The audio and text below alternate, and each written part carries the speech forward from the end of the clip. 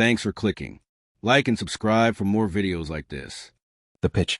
When I first joined the production team of Iron Valley, I thought it was my big break. I was 27, fresh out of film school, and just thrilled to be around real cameras and actual sets.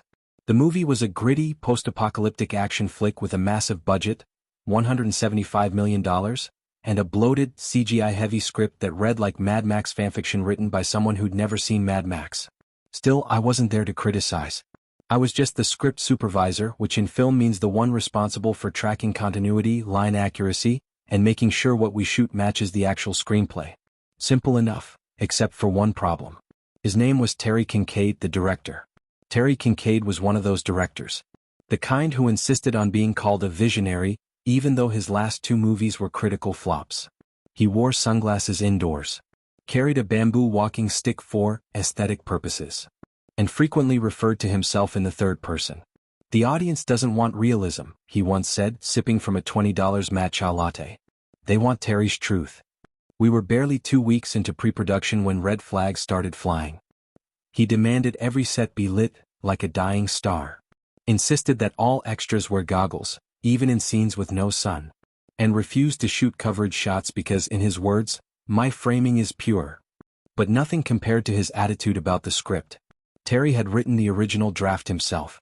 It was overwritten, cliché-ridden, and filled with lines like, "In the shadows of steel, justice bleeds." One producer gently suggested a rewrite.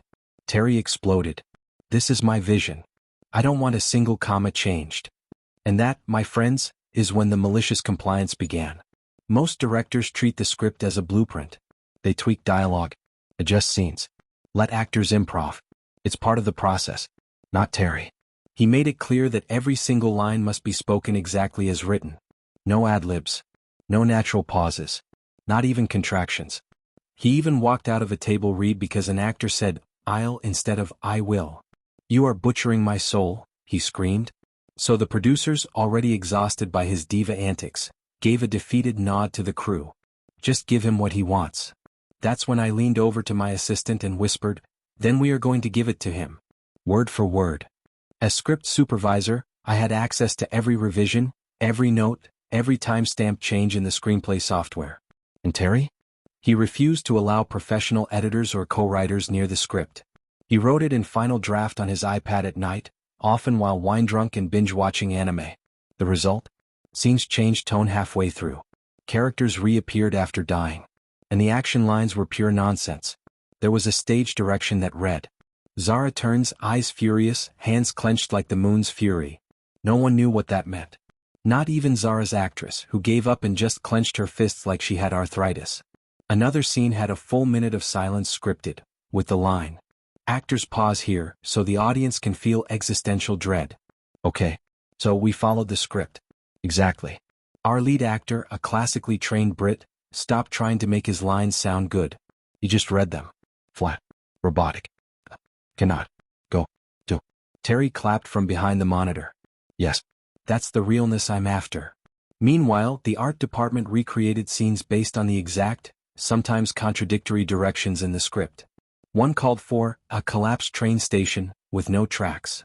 Another wanted a war-torn city made of bones, but then specified the budget couldn't exceed $300 for that scene. They complied. The prop master glued chicken bones to cardboard boxes and lit it with a flickering flashlight. Terry called it haunting. By week 3, the studio sent a rep to check in. Rumors had begun to circulate. He arrived during a scene where two characters argued in front of a green screen of a burning waterfall, while a stunt double sat on a stationary bike labeled Nuclear Chariot. The rep stood silently for 10 minutes. Then asked, "Is this the script?" I handed him a copy. He read one line out loud. "He cries, but the tears are internal, for the soul leaks through pores of destiny." He closed the script, took a long breath and said, "Carry on." Privately I kept notes. A running list of every absurdity Terry insisted we include.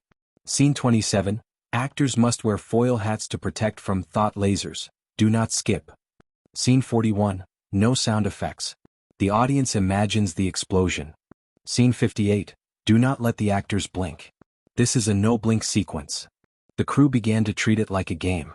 The lighting team programmed a whole sequence to strobe, like panic, because that's what the script demanded.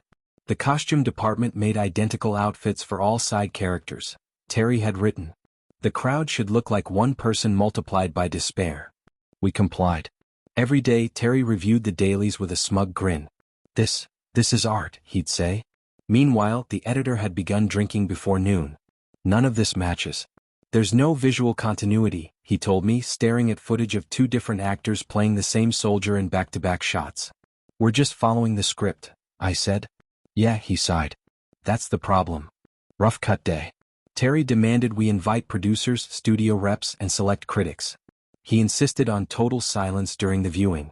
Sat front row, hands clasped, waiting for a standing ovation. The film began. Opening line.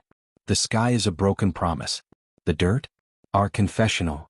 Someone in the back snorted. By minute 12 there was audible laughter. By minute 27 one critic whispered, "Is this a parody?" At 42 minutes someone shouted, "Why is the villain wearing rollerblades?" Terry stood up, stormed out, and locked himself in the editing bay for 3 days. When Terry emerged he blamed everyone. The actors sabotaged me. The editor destroyed my vision. The script was supposed to evolve. I handed him the original script.